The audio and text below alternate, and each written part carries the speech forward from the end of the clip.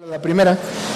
Pero ustedes han escuchado acerca de un término que se oye mucho como sacó el cobre. ¿Han escuchado eso? ¿No? Nunca he escuchado ese término. Muy bien. Ese término, cuando decimos sacó el cobre, viene de la época colonial, o sea, siglo XIX en México, cuando se daban objetos como vajillas, candelabros, joyería, que mayormente se fabricaba de oro o de plata. Y obviamente habían gente que eran falsificadores y que lo que hacían era poner una aleación al material, o sea, ponían cobre dentro de las piezas y lo bañaban con oro. Para hacer trampa, estos comerciantes deshonestos pasaban mucho en las monedas, utilizaban ese cobre y lo ponían y luego lo cubrían con una capa muy delgada que hoy se le llama baño de oro. ¿Se han escuchado de eso, no? ¿Cuántos traen baño de oro en sus alhajas? Porque ya no nos alcanza para traer oro.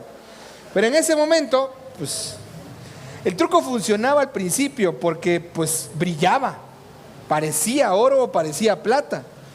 Pero conforme esa moneda o ese artefacto tenía un uso diario, el roce de las manos, el sudor, suelta un ácido que hace que ese metal se empiece a ver de lo que hay dentro. Y ahí es donde dicen, sacó el cobre. ¿Han visto con la joyería, esposas, cuando llega el marido y le regaló ese anillo super pro con una piedrota así, después de que lavaron los trastes ya se ve café? ¿Por qué? Sacan el cobre. Bueno, esta es una muy buena metáfora para leer Pedro. Porque el cristiano, cuando le llega el roce y el desgaste de la prueba, saca el cobre. En este contexto, ustedes vieron la semana pasada con Elías, decía, es necesario que el juicio de Dios llegue a la casa de Dios. Pero en este contexto, hoy, en el capítulo 5, Pedro va a hablar a una iglesia que tiene a pastores que están pasando un tiempo de sufrimiento y que cuando llega ese sufrimiento, ¿qué creen que pasa?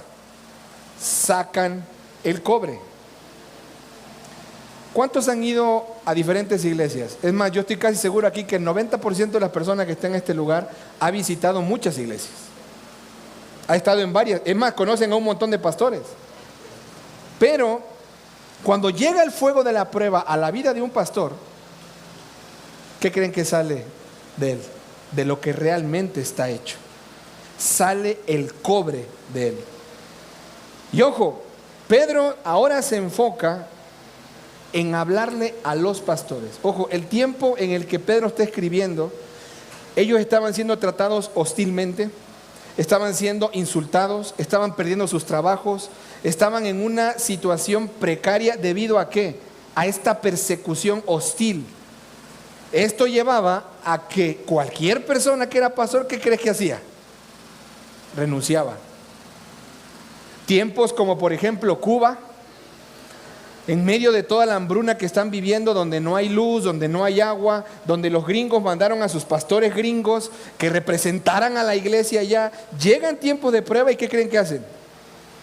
Salen. ¿Quiénes son los que se quedan? Los que no tienen visa. Y es ahí, en esa circunstancia de hostilidad, en la que se comprueba cuál es el carácter que tenemos para estar en el llamado. Entre nosotros no sé si hay algún expastor que haya renunciado a esto, pero quiero hacerte ver que el pastor, al igual que tú, tiene una condición caída. Él igual se desgasta con el uso. Él igual demuestra el material del cual está hecho. Los pastores tienen un problema que no coincide con lo que Jesús pide de ellos. Jesús pide de los pastores que pastoreen fielmente y vemos más común cada día que haya un liderazgo infiel. Pastores que hasta tienen 2 mujeres en la misma iglesia. Ojo, pastores que defienden más el puesto pastoral que el cuidar a su familia y pastorear. Vemos un montón de iglesias en el que el liderazgo es un nido, pero un nido de víboras, porque no se llevan entre ellos, están peleados. Por naturaleza, los pastores se observan en un liderazgo en el que no pueden coincidir. Pero también se anhela en la Biblia pastores que pongan sus preocupaciones en el gran pastor. Es más, ellos aconsejan a la iglesia que cuiden, que se vayan al pastor que cuida sus almas y ellos mismos no se dejan cuidar. Ojo familia, se anhelan pastores que tengan su esperanza puesta en la esperanza eterna del Dios de toda gracia. Y vemos a pastores que están viviendo con la esperanza puesta en el sueldo, en las ganancias, en los negocios. El desgaste de estas pruebas evidencia el carácter que el pastor tiene y al cual Dios ha llamado. Por eso Pedro toma el tiempo y nos da 4 exhortaciones urgentes para la iglesia y para el pastor. 4 exhortaciones que tenemos que prestar atención porque, ojo, si yo tengo un hijo, no quiere decir que por tener un hijo soy un buen padre, ¿o sí? Hay muchos que tienen muchos hijos y son peores padres. Entonces, si yo tengo una iglesia, no quiere decir que soy un buen pastor. Ojo, el éxito del ministerio del pastor no se mide, escúchalo bien, por el número de personas que vienen a la iglesia. El éxito del pastor no se mide por lo que él hace, ni el éxito que tiene, los PhD, como le llaman en inglés, o doctorados, maestrías, estudios, viajes. Eso no mide el éxito de un pastor. Eso evidencia la carencia que hay en un pastor muchas veces de no estar seguro en Cristo. No todas las veces, pero muchas veces. El pastor vale por lo que ha estudiado, por lo que ha visto, por las iglesias que tienen, por el número de personas que asisten, por el carro que trae, por los viajes que hace, por la colonia donde vive. Eso le da ¿qué? Valor al pastor. Entonces Pedro les escribe a un grupo de pastores que están siendo tratados hostilmente y él les dice algo: te quiero animar a algo básico en tu vida. Te voy a exhortar a 4 cosas, pastor. Te voy a exhortar a 4 cosas, amada iglesia. Número 1, versículo 1 al 4. Por tanto, y usa una palabra Pedro, a los ancianos entre ustedes. Estoy leyendo Primera de Pedro capítulo 5 versículo 1. Primera de Pedro capítulo 5 versículo 1 dice: por tanto, a los ancianos entre ustedes. Ojo, en la Biblia ustedes van a encontrar presbítero, pastor, anciano. Son 3 palabras que usan en diferentes momentos, pero se refieren al mismo puesto. Y aquí Pedro le está diciendo: le escribo a los pastores entre ustedes y les exhorto yo como pastor. Dice: les escribo a los ancianos entre ustedes, exhorto yo, anciano como ustedes. Pero él dice algo: yo soy testigo de los padecimientos de Cristo y también soy participante de la gloria que ha de ser revelada. Así que Pedro está diciendo: te estoy escribiendo con una autoridad, no solamente de anciano, sino de apóstol. Y empieza Pedro. Ojo, ¿cuántos aquí conocen a pastores? A ver, ¿cuántos aquí conocen a más de un pastor? A ver, alcen su mano. A uno. A ver, levanten la mano los que conocen a uno. Chale, ¿no me conocen a mí o qué? Los que conocen 2 pastores. Más de 5 pastores. Más de 10. Más de 20. Muy bien. Ahora te voy a hacer una invitación a que evalúes a esos pastores que conoces. Tómate el tiempo, porque esto es también para la iglesia. De hecho, la iglesia debe tomar la atribución de evaluar al pastor. Es un mandato bíblico. Vamos a evaluar al pastor en base a estas 3 cosas. La primera exhortación que Pedro le da es: un pastor lidera fielmente.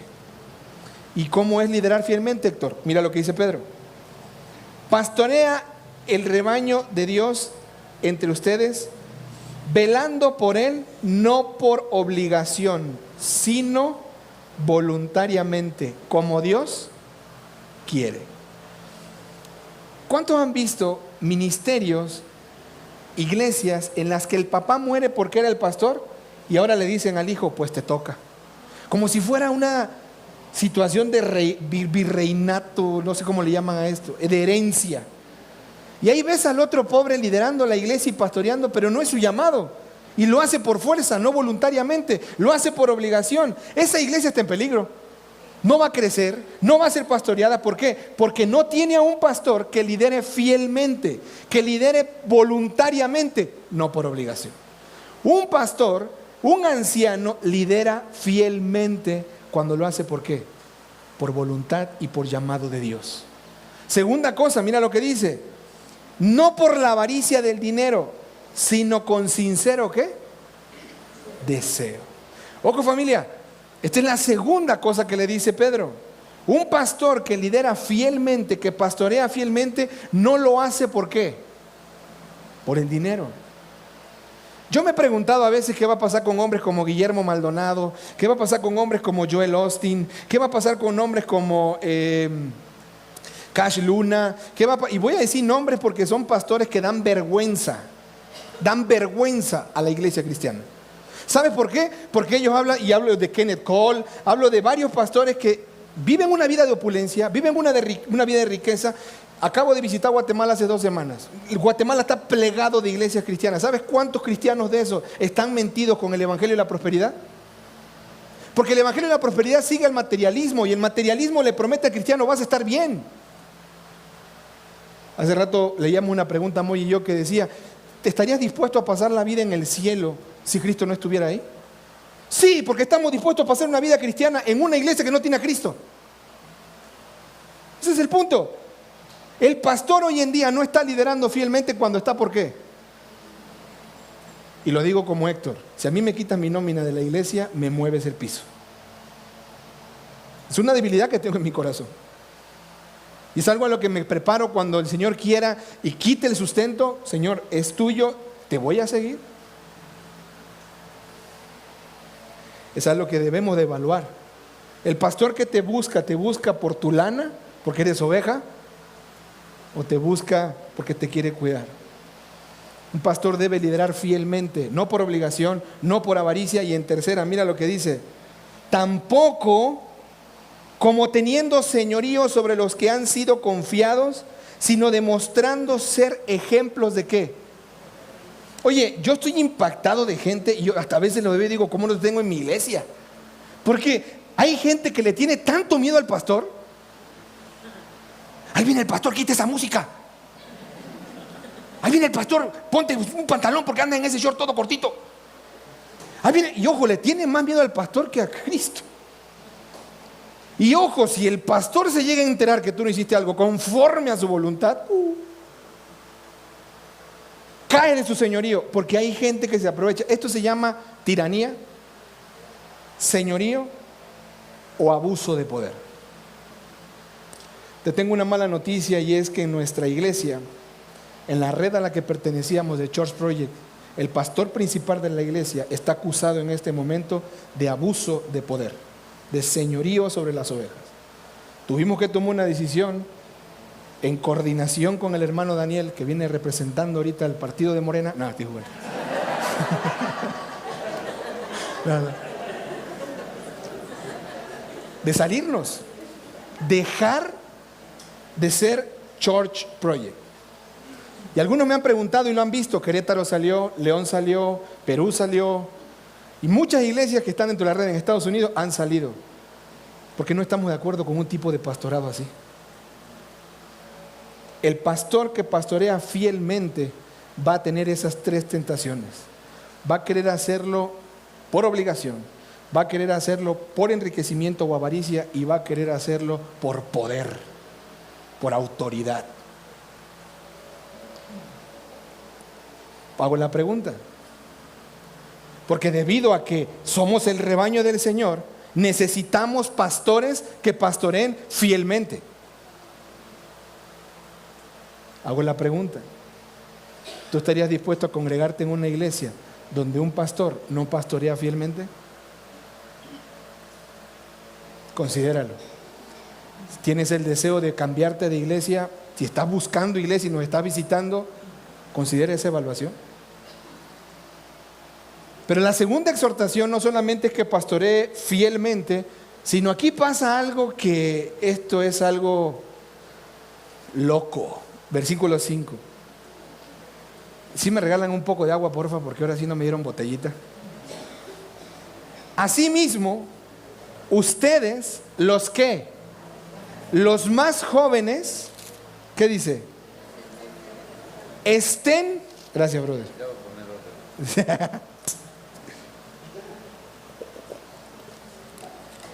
Asimismo, dice, ustedes los más jóvenes estén sujetos ¿a quién?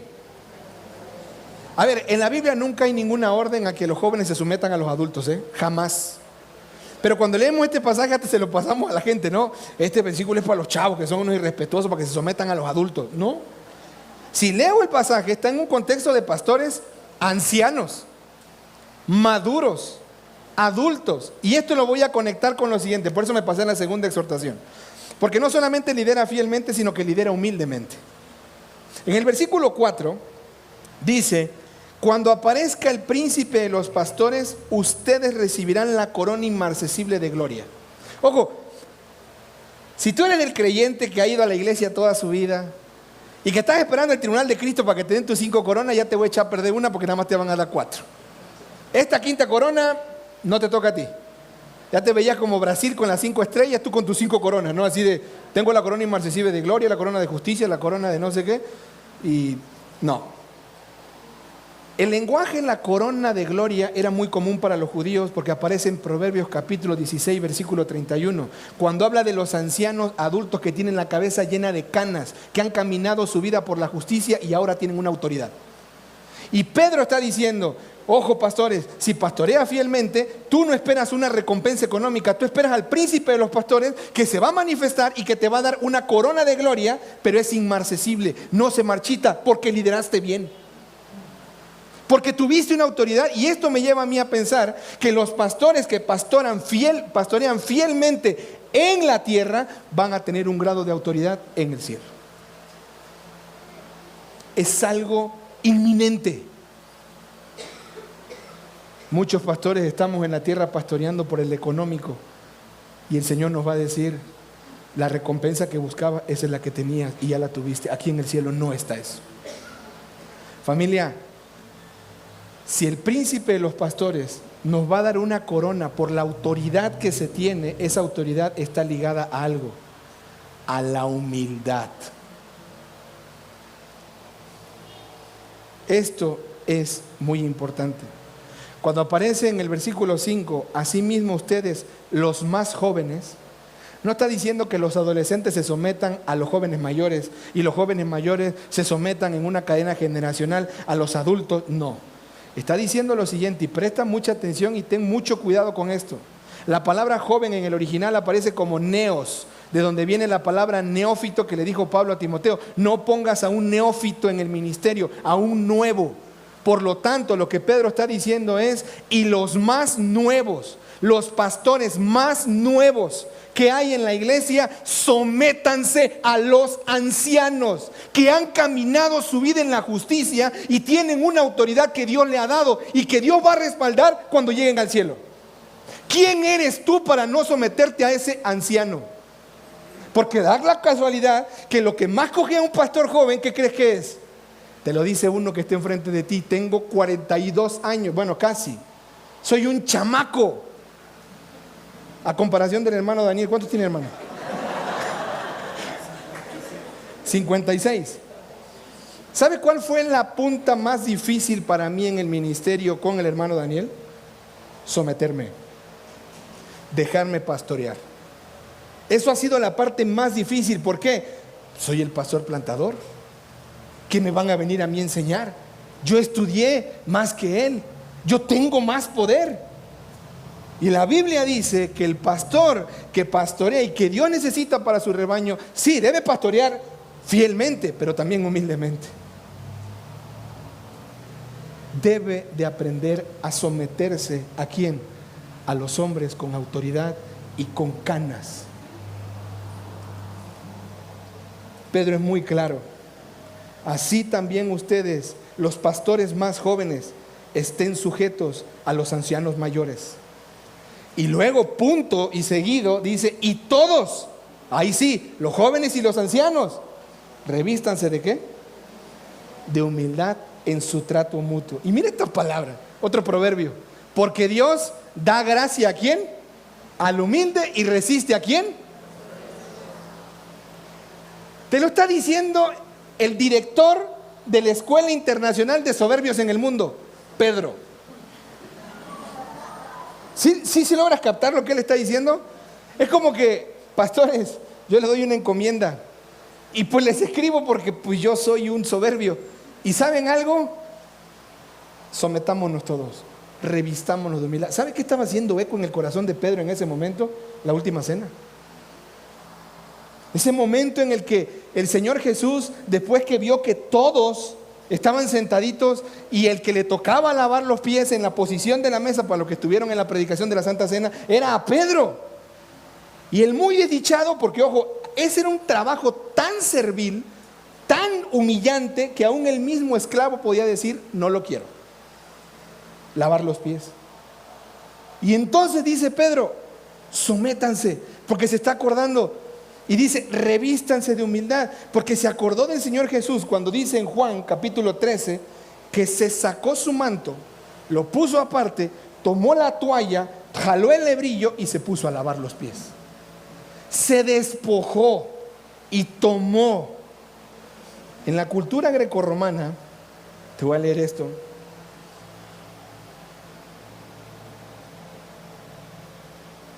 Se estaba obsesionado con el estatus, con el honor, con el poder jerárquico, con el señorío sobre los inferiores. La humildad no era una virtud, era considerada una debilidad que solo la tenían los esclavos.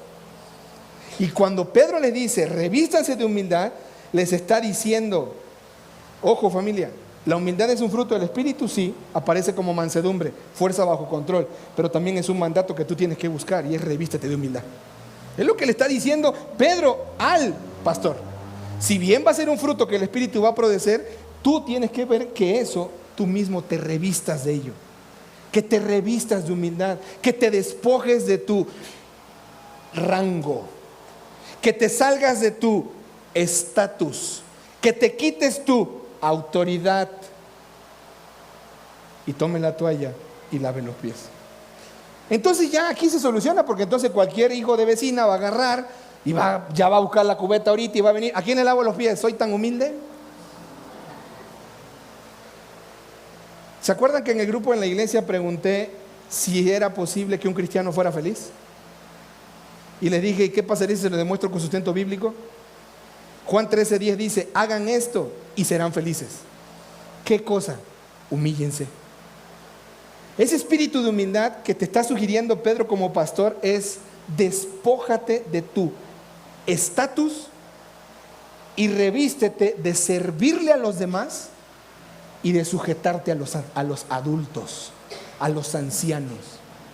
Más claro no está. Y lo digo porque aquí en la iglesia estamos tomando un tiempo con algunos hombres que los estamos motivando a buscar al Señor, preguntarle si Dios los está llamando para ser pastores de iglesia en casa, y esto es un llamado a ellos también. Porque el pastor debe de pastorear humildemente.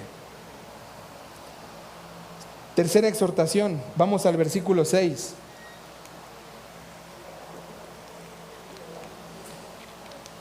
Miren cómo dice, humíllese pues bajo la poderosa mano de Dios para que Él los exalte ¿a qué? A su debido tiempo. ¿Sabes qué buscaban ellos? Una grandeza. Y lo que está diciendo Pedro es, un pastor lidera fielmente, sí, un pastor lidera humildemente, sí, pero un pastor debe de liderar firmemente en la fe. Esto es importante, porque bueno, es que no, como no eres pastor, no sabes con lo que callamos los pastores. Cuando llega una situación difícil a la iglesia, al pastor también le perjudica. Gracias a Dios nosotros no hemos tenido como una situación muy abrupta después de la pandemia, ¿no? Pero cuando llega una situación precaria, una situación difícil, ¿qué crees que los pastores quieren hacer?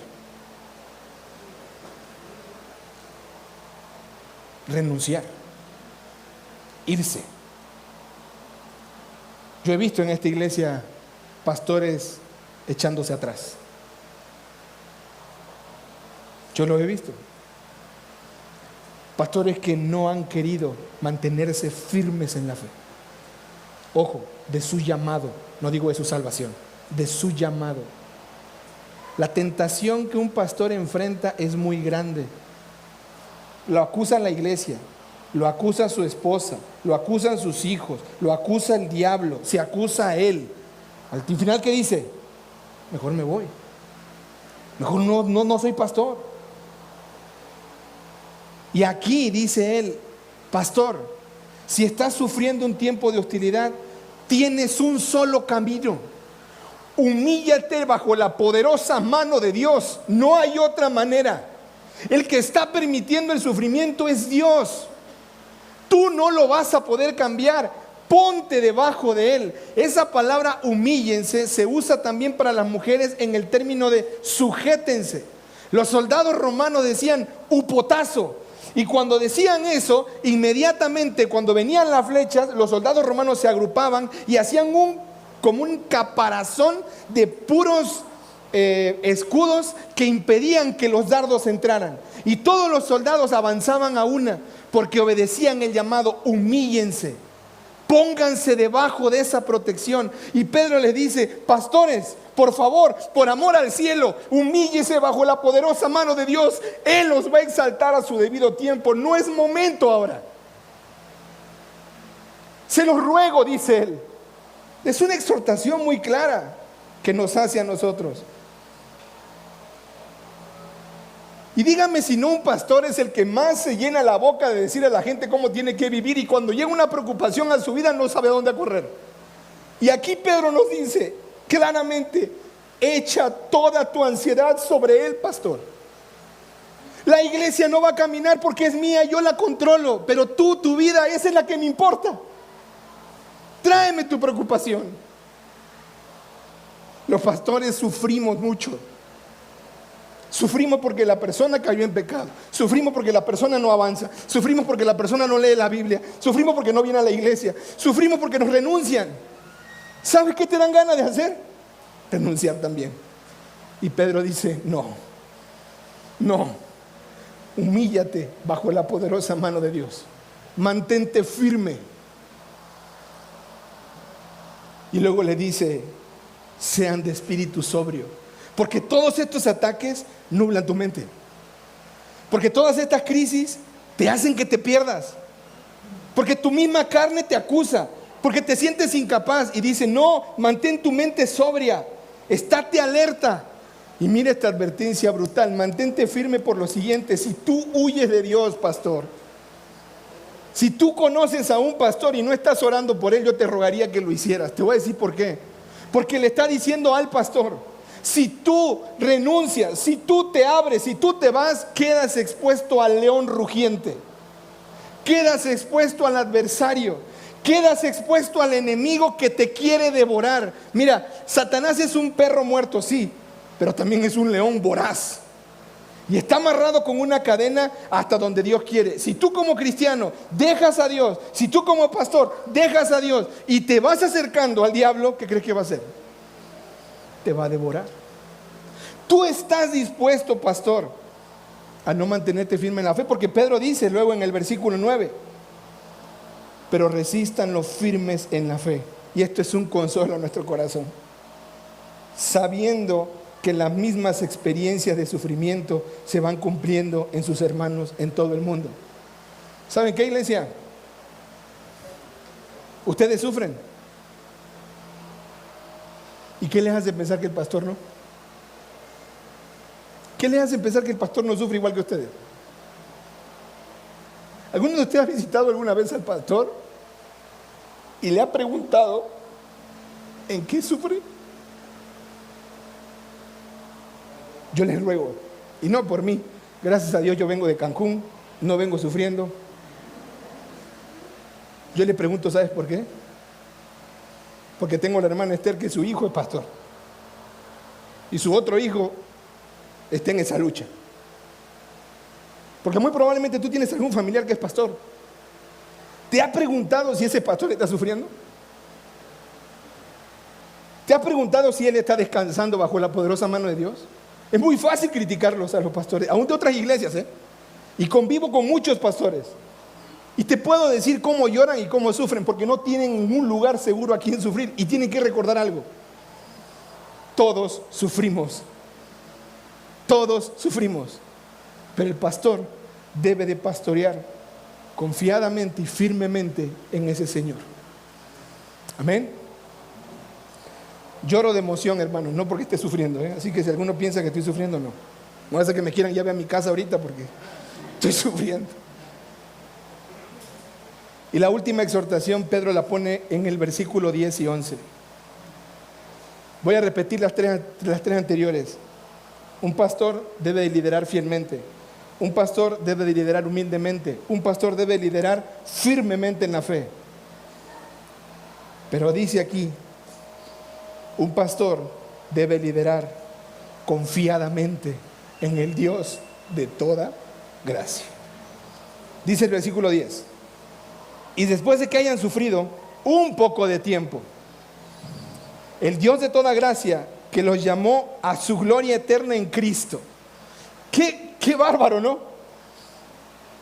Es un sufrimiento presente y temporal versus una gloria futura y eterna. Eso es lo que nos espera.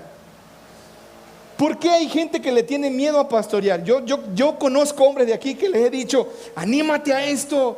Dios, se ve obvio que Dios te está llamando para esto. Dios lo puso en tu vida. Y no quieren porque le tienen miedo a ese sufrimiento. Ojo, el sufrimiento va a ser temporal, pero la gloria es eterna.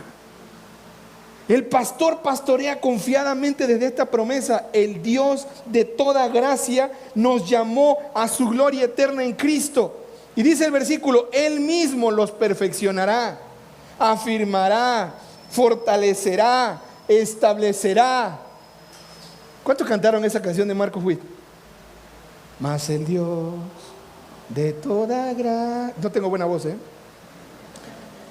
que nos llamó a su gloria. Y ahí está llorando, ¿no? Y ahora que la sacó con este grupo nuevo, te derramas ahí. Está escrito para pastores que deben de recordar. Hay una promesa, pastor. Y yo quiero hablarte a ti si eres papá, mamá, estás sufriendo porque un hijo se apartó, estás sufriendo porque conoce una persona que por más que le hablas del evangelio no cambia. Deja de querer cambiarlo tú y voltea a ver quién es el Dios de toda gracia que lo llamó a su gloria eterna y cuando se aparezca lo va a perfeccionar. Es una promesa enorme. Aún en la oveja más rebelde y la que menos quiere el pastor va a entrar al cielo transformado. ¡Wow! Aún el pastor más odioso va a entrar al cielo y perfeccionado. Familia, son 4 exhortaciones muy claras que un pastor debe de tener. Pero quiero terminar con lo siguiente. Pedro escribe esto porque sabía el peligro que trae la soberbia espiritual.